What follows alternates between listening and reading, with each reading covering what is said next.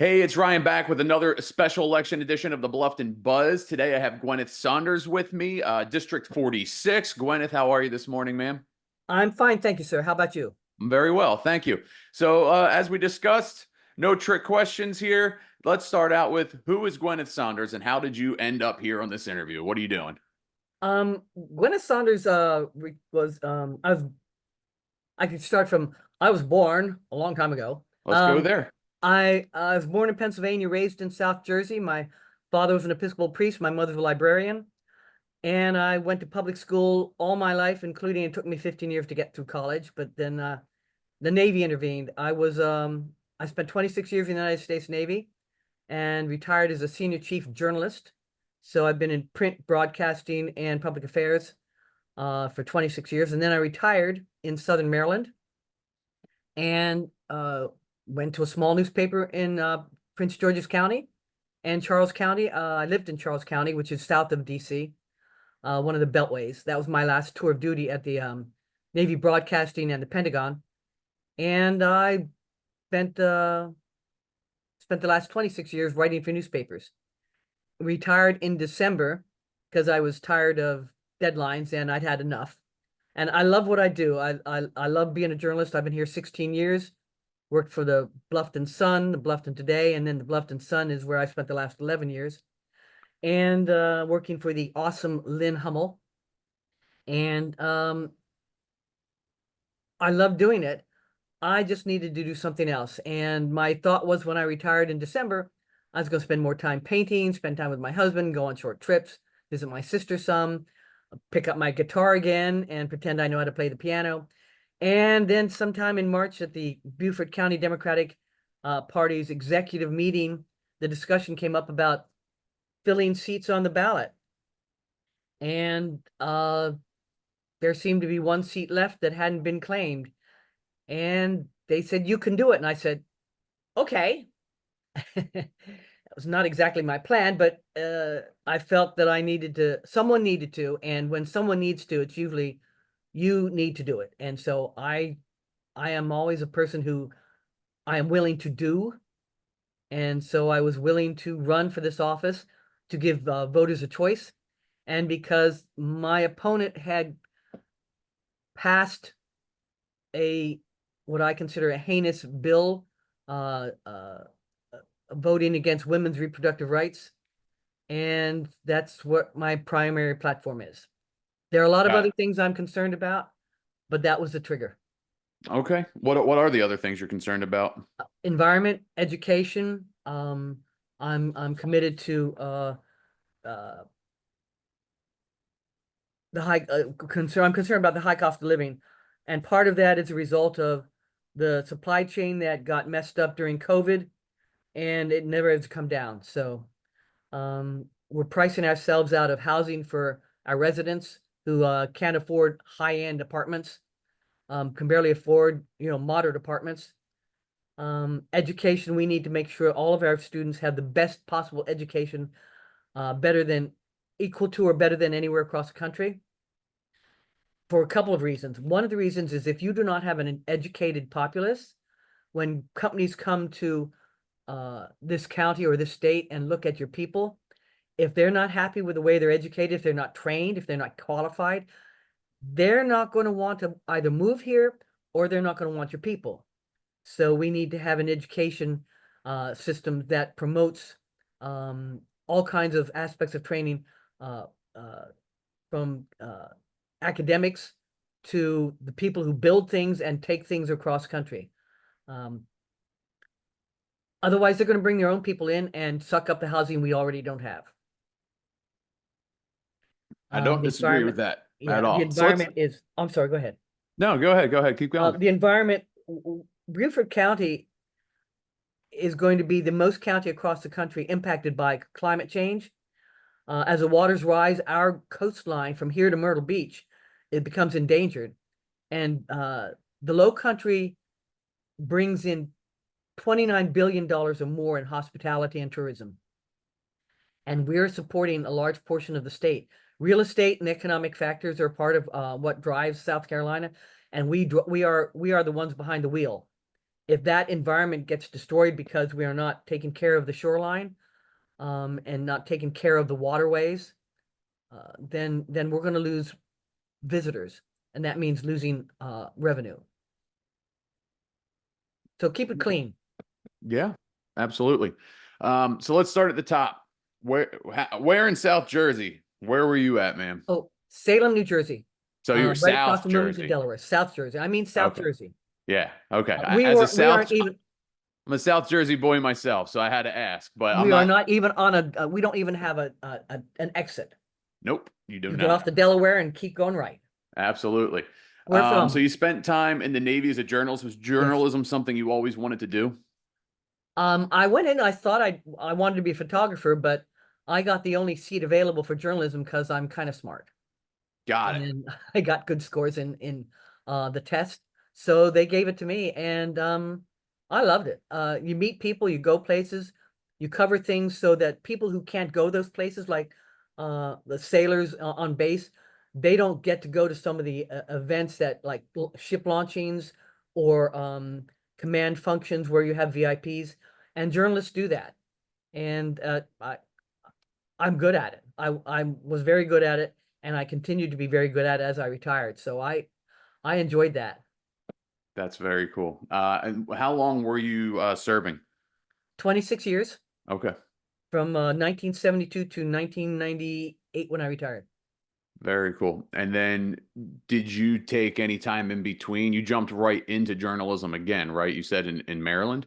I think I had about 2 weeks Okay. between the time I retired officially and the next week I applied for a job. I don't know why anybody writes resumes. All the resumes I've ever used were kind of useless.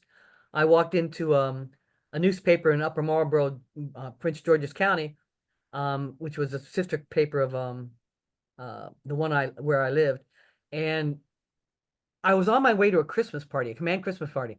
So I was wearing jeans, a sweatshirt that said Merry Ho Ho, and a ball cap that said Meowie Christmas, because I have cats.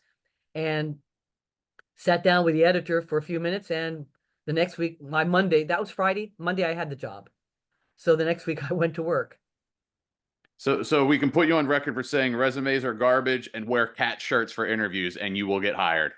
I wouldn't guarantee that or say that's 100%. A lot of business people may object to that statement, but they've never worked for me. And the thing with my resumes is every time I send one out and I go to send another batch out, I always find that mistake. So, I'm not a Look, fan of resumes. absolutely. I fully agree with you. I'm just poking fun. I think it was a great story. I love stories like that because it's usually no matter, you always have to stand out somehow, right? Like how many people put their resumes in and then wore a button up or a Yeah. nice pantsuit or something. I You had no stood out. expectations of meeting the editor at all. So I was dressed for the party. I was going from there to the party. And Yeah. No, that's a great story. And so you worked for the Bluffton Sun. When did you move down here? in 2008, Okay, very May cool. of 2008, and walked into the Sun, saying was looking for the library, but I was also looking for a job. And I knew where the library was. I know where it was. But that's one of the first things you go to, a vet, the library, and DMV. So I saw the Sun's office right on my way to the library, and let me pull in there. And I walked in and said, "I'm looking for the library and a job." And the editor who was Rebecca Walters at the time said, "Well, come on in." And we had another resume list interview, and had a chat. I did hand her a few pieces of paper and some clips. But a couple weeks later, she said, "Okay, why don't you cover the town council and let's see what happens." So I did, and apparently I nailed it. So I started there and then got interviewed for the Bluffton Today and went to work for them for 2.5 years, and then left there. And a couple months later, went back to work for the Sun when Lynn Hummel was the editor. So Okay. stayed there. I too, well, I don't work for, I don't get paid, but I write for the Bluffton Sun as a contributing writer. I don't know how or why they even let me do it. Every time they let me know there's a deadline, I'm like, why am I doing this? I'm very appreciative, but I'm like, I don't know why I'm the guy You must be to writing write these important things. stuff. Um, what? what was your experience working as a journalist? I understand in the Navy, you're covering Navy things. Outside of the Navy, do you feel like you had more freedoms to express yourself, or things weren't as political and you had to be as eggshelly writing your thoughts or what you're seeing? Like, what was it like then compared to now, what a lot of people are seeing? With the Bluffton today, I wrote most of those were assignments that I covered, but I was kind of the utility player if anybody needed something because I could write a lot of different things and I wasn't a particular beat reporter. I'd cover a lot of different events. With the Bluffton Sun, there was sort of a lot more leeway, but a lot less. I don't want to say a lot less work. There wasn't a daily deadline as there had been with the Bluffton today when I started. But with Lynn, she's excellent and she's a hard-nosed copy editor. So writing for her was a challenge and a gift. So she pretty much we teamworked a lot of stories. One of us would come up with ideas, and we'd follow it through. And sometimes there were stories that had to be covered, and then there were other stories that were, let's cover this because it's important to the community. So um, we weren't politically limited by anything. We just wrote was what needed to be done to tell the community about this policy, that legislation, this event, these characters, these um, critical elements about the community. It was a lot of fun, and I thoroughly enjoyed it.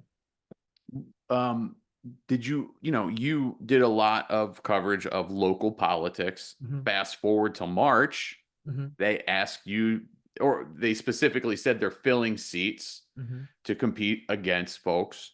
Hmm. Did you ever have that inkling in your head, like this is going to help prepare me for a position like this one day? No, no, not at all. That was not in my 2, 5, 7 year plan at all. I'd run for school board 2 years ago and did not make it. We were all write-ins. There are three of us. We were all write-ins. I had a touch of COVID, which kind of curbed my campaigning, although I had help. And I lost by 16 votes. People didn't go show up. They did not vote. So the fact that I don't think there were 300 votes for the entire election. Um, which is disappointing. But I didn't think I thought maybe I'd run again for school board. Mhm. But that's a 4 year seat, so there's no chance for that anytime soon. I just no, I had no inkling that this would be in my future as a journalist. Okay. So what do you consider your core values, and how do they influence your decision-making process? Well, I'm committed to what I do. I have followed along behind journalists who have misquoted badly, deliberately or otherwise, the people I was going to interview. And it is difficult to convince people that you're not the same kind of reporter. I gained a reputation in Southern Maryland, and I think I have a reputation here for having integrity in what I write. I'm committed to doing as much as we can with the amount of space we've got. It's been years since I've written a 500-word story because they've stretched to sometimes 2,100, depending on the subject. But we try to provide as much information and make it as readable as possible. In the Navy, I was trained um, inform, educate, and entertain. And between all those three things, that's what we write for, is to inform and educate, and every now and then we're able to entertain, but provide as much information as is possible in the space we have to the stories that matter to people. During COVID, we covered almost every possible aspect of how COVID impacted the community, from homeschooling to families in need to education. Uh, I can't even remember the list. It was endless. Medical care, uh, everything we could provide. So that's the kind of stories we were writing. Um, I'm willingness to take on the difficult stories. Uh, I could brief myself up and we could talk about a comprehensive development plan, which I oddly found fascinating. And that proved instrumental in doing a couple of stories I did. So it's whether it's taking on an office to run for the government or taking on orders to Antarctica. I'm willing to do things others aren't. I like that. You listed quite a few things that matter to this district. Your biggest trigger point was the women's rights. Can Yes. you talk more specifically about that? It was a bill that passed, you said? Yes. And tell Um, me more about that. What's your thoughts there? it was a Senate bill that was about banning abortion. And when it went up before the Senate in May of last year or April of last year, uh, it was a 22-week limitation on having abortions, and it had exceptions. And my opponent cast a deciding vote ending the debate. And then, after telling many people, including myself and others on a Zoom call, that he was opposed to the abortion ban, he voted for it and did not even did not even leave it at 22 weeks. The vote was to take it all the way to 6 weeks, calling it the fetal heartbeat bill. And there were two exceptions, rape and incest, I believe. And that was it. No compromise to like 12 weeks, knowing they would bring it up again this coming session. And the lies he told everybody that he was opposed to it shocked a lot of women and made all of us angry, because that's not what he said he'd do. He voted for it, and that was heinous, just heinous. It is. And then in a Washington Post editorial said, at some point in time, the state's right to see the unborn child born does take precedent over a woman's right to her body. And that was like, are you kidding me? You now think the government has control of my body? The last time the government had control of my body, I was wearing a uniform. I was government property. I am not anybody's property now. And neither are all the 55% of the population in South Carolina. So between the women who are angry and their men who are also angry, he's up against a very dissatisfied population. Whether that flips the seat or not, I don't know. But he has disappointed a lot of people, and that's why I ran. Got it. And I feel like we could talk on this point for a long time. A long time. But I do want to keep it moving. But Yeah. and just so I can understand it better, he was this publicly, he said he was against it, or In privately? meetings, in person, to individuals and to groups, he was against it. Okay. And he's on the record in I believe a couple of newspaper articles. So, and he supported the sister senators who fought against the ban, that particular bill, and got the John F. Kennedy Award, a Profile in Courage Award, for their stance as a bipartisan group. And then he stabs us all in the neck. I mean, come on. Okay. See, do what you say and mean what you say. What was that bill called? Do you remember? I do not It's recall. okay. I was just going to I think say, I folks do. wanted to look more into it, They to could look Google under it. South Carolina Senate fetal heartbeat. I don't have the number handy, which is on me. I should have actually thought about doing that. I don't have it memorized, but You don't need to. I'm okay, just yeah, asking some off the yeah, cuff no, no, questions no, here, yeah, and I'm just trying to help inform people, yeah, no matter what side you're on, to learn more about yeah, it. exactly. So let's move on from there, Okay, because I respect your time. Let's go to the environment, because it's a delicate dance. You know, I've yes. heard from quite a few folks I've interviewed now that we are the most impacted county in the country. Um, how do you think, with the growth we have, we can negate that or I think mitigate we, that, I should say? um, I think as a county, district, and state, um, there are scientists smarter in those fields than I am, who hopefully have some ideas, some handles on things. But as a culture, we need to make sure we take care of the people on the coastlines, both the native islanders and the residents. There are a number of things that we can do, I believe. Um, I'd like to see us expand the transportation system, public transportation. I know that's not necessarily a popular thing, but fewer cars on the road will help with that. Less destructive runoff, fewer cars, people, it'd be more convenient for people. Another thing we could do is, I'm a big fan of permeable hardscape, the kind of surfaces that water can percolate through, so that we're not always building hard surfaces where stormwater runoff just takes it right into the ground and sometimes right into the waterways.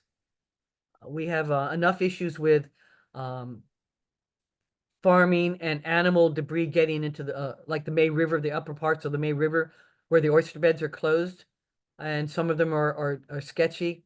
The scientists keep an eye on the quality of those oyster beds. That's part of our environment. Part of our culture is the watermen and the waterwomen who harvest the oysters and the shrimp. Um,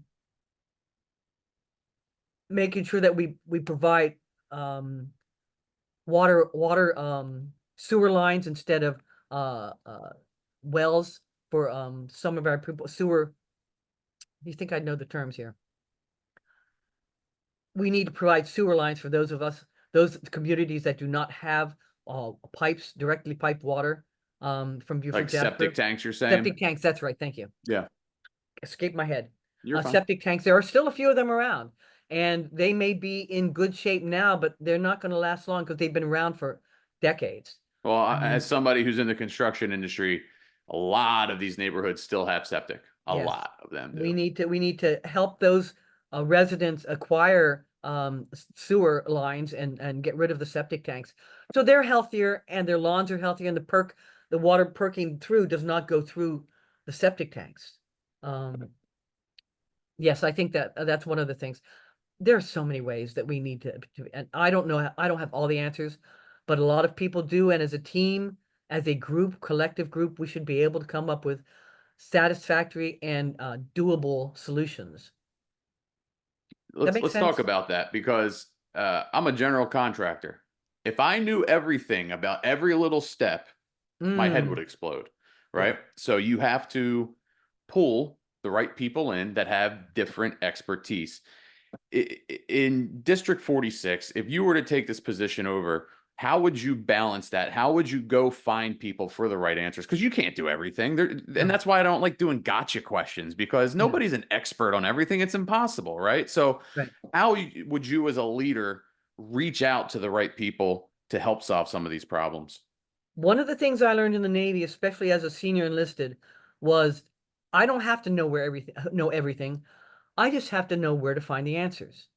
And I did that with junior officers who said, "Hey, senior, I don't know what to do about this. How do I find the answer?" I said, I don't know either, quite honestly. Let's go find it in the regulations." So there's finding the regulations. Then there's, I don't know how to do this in personnel. Let's go find the dispersing clerk. Let's go find the people who have the expertise. One of the things that you also learn in the Navy is that just because you're the chief doesn't mean you know everything. The people with the answers quite often are the ones who are deeply involved in doing the job. It's called talking to the deck plate sailor. The guy in the mailroom or the gal in the mailroom is the one who knows why there's a blockade in the mail, why it's not getting where it needs to go. So you go find out and see what their solutions might be. And then between the whole chain of command, you figure out a better way to do things.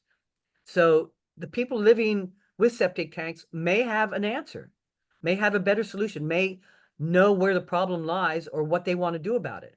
The people not getting to the doctor on time may think that maybe an expansion of the Bluffton Breeze would be an answer. The people short of housing may look at an abandoned building that's been sitting around a while and think, why aren't they making that into an apartment complex? Well, let me pause you right there. Let me pause you because it's a good point. How do you plan to get out and talk to the citizens of Bluffton, Beaufort County? How do you plan to get this feedback? Being available, having office hours means I'm going to have an office. I don't think I can have an office in my house in Sun City, but we will find a way to do that. Uh, Having quarterly meetings like with business people. I don't know all the answers to business. I'm not a business person. I'm a journalist, not a CPA, but I like business people, and they provide a valuable service to the community. So have quarterly meetings with them. Um, have meet and greets, town halls with in different areas of the county. Down on Hilton Head, maybe go to Defusky, Bluffton, Sun City. Find a way to meet the people who are interested, who have questions, and I might have answers, or maybe we can have answers together. Just Okay. meet people. Yeah, you got to get yourself out there and you Yes. got to really listen to what folks are saying. How do you propose, let's go back to the women's right issue. It's always divided, it's right. Yeah. There's always Yeah. going to be a division and there always has to be a resolution. How do you plan on working with other politicians who may not be on the same side as the aisle as you are, but coming together to come up with some sort of resolution in a situation like that, for example? Well, let's start with the fact that OBGYNs are leaving the state or won't do some of the things they were trained to do. Childbearing women are not the only ones who need gynecologists. And just because um, the OBGYNs can't treat, um, won't be able to treat younger women with childbearing issues, doesn't mean that the rest of us don't need them as well. The obstetricians, unless something tragic happens, and I hope it doesn't, some of these people aren't going to recognize how much of a problem it is to have these people not be able to treat women. I just saw something that another woman in Georgia, no, a woman in Texas just died because she could not get the treatment she needed. Um, Maybe their women, the politicians who are against the abortion, their women don't have issues, but have they talked to their mothers, their grandmothers, their aunts? Uh, it's not every woman doesn't have a smooth delivery. I am one of those childless cat women. So I don't have that experience of having giving birth. And some of the women I know have not, but I know that some women have had difficult times. Um, So how would you work with folks you need to convince them that it's who going to be a don't agree with your crisis. your your viewpoints? You need to convince them it's a crisis. It's a health issue. And it's not just about abortion, it's about childbirth. It's about prenatal and postnatal care. And the things on the table that are coming up are contraception and IVF. I had friends who tried for years to have babies, ended up adopting because that was the one thing my friend could not accomplish. She could do anything but that. And their daughters and their granddaughters and their nieces are going to face the same issues. If they have problems in childbirth, what are they going to mandate? No, you can't get childcare no matter who you are. I think until it happens to them, they think it's not important. They think it doesn't matter. I think they need to feel the pain that women have. But in reaching across the aisle, I guess I'm trying to digest the answer here. And is it you just don't feel like there will be any give, so it is what it is? I They seem pretty serious. They seem so hardcore serious. They want to put a woman in jail if she has a miscarriage. Okay. People are legislating are putting forth resolutions to execute women for having an abortion in this state. Wow. So I don't think that they're going to recognize that there's a problem until it happens to them. Okay. I know we got to wrap this up. Okay. There is a question that has come up a lot. There's a girl, I don't know if you know her name, a woman, I can't call her a girl, Krista Flanders, sorry. You're Gwyneth Saunders. Krista is big in the rehab community. Mhm. And as someone who's gone through it herself, and I'm Facebook friends with her, I see her posts. I see there's always a consistent struggle. She's always trying to help people. Last year, when Mm. we talked to the town council, they did a great job in helping her get the word out and helping connect her with the police chief, getting Narcan out there. Mhm. Something that we have as an overall issue for all South Carolinians is you have to drive in some places, unless it's a big city, you got to drive 2+ hours with no guarantee you can get detox treatment. Mhm. How can you see us getting the funding through government, through private, however it might be, whatever sector it is, to get something like that closer to here, and also to make people more aware that we have an issue and this is necessary here in Bluffton and Beaufort County. Let's talk about Medicaid. Let's expand Medicaid and what that will do to the residents. 360,000 residents need expanded medical care. The money that comes from that right now, it's 2.8 billion will be available to us in 2026. 2.8 billion, and we've left millions on the table, billions on the table up to this point.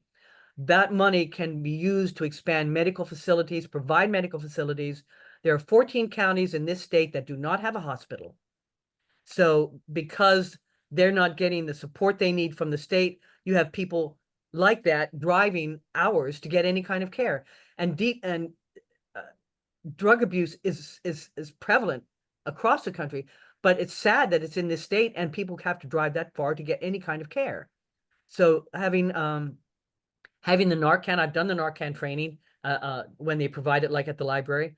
I have a kit here. I don't know whether it's expired not or yet or not, but I probably need to get a new one, just in case that I run across people, elderly people who take over too much medicine, forget they took it, or the stories I'm doing where I am might be necessary. Let's provide more support to Krista, and let's look into providing those resources close to home. Just because there are facilities in the city doesn't mean they don't need them in the farmer and the more rural areas. I think we need to expand that definitely. Put money into it. The money that's going in and that would go into Medicaid can provide some of that help. Okay. I have one extra bonus question for you Bonus. here. At Bluffton Builders, it's the company I run. Our tagline is built with integrity. I usually wear my hoodie like every interview. I couldn't Well, we find it. I see how got like you are. 4 of them. I guess they're all in the wash. Says built with integrity. How does Gwyneth Saunders feel she is built with integrity? I can look myself in the mirror, and without the stress of the campaigning, I can sleep pretty well. I have a lot of friends whom I have found through campaigning that I would not have expected because of their general political leaning, who have supported me and voted for me because they trust me to do the job and to be someone who will represent them with the truth. I'm honored with that kind of support, and I have always found that if you do the right thing, one way or another, it comes out right. So Okay. commitment to integrity and honesty and the willingness to do the job, do the hard thing. Well, Gwyneth Saunders, South Jersey native, Navy vet, journalist, newcomer to the political scene, but you seem to have your opinion and you know what you want to do. Folks, I want you to get out and vote. Voting's open now through November 4th, so please get out and vote. Gwyneth, do you have any other parting words? No, actually the voting ends this Friday and early voting, and the election day is the 5th. The That's the 5th. last chance. 5th. That's I've okay. done 8 of these and I screwed up on the last one. It's okay. Sometimes you don't know what I thought we had voting this Saturday, so you're good. Get out and vote. I do care how you vote, but for nothing else, just get out and vote, because if you don't vote, you can't complain. Exactly. I fully agree with that sentiment. Gwyneth, thank you so much Thank you, for making the Ryan. time to join me today. My pleasure. Have a great day. Take care. Bye-bye.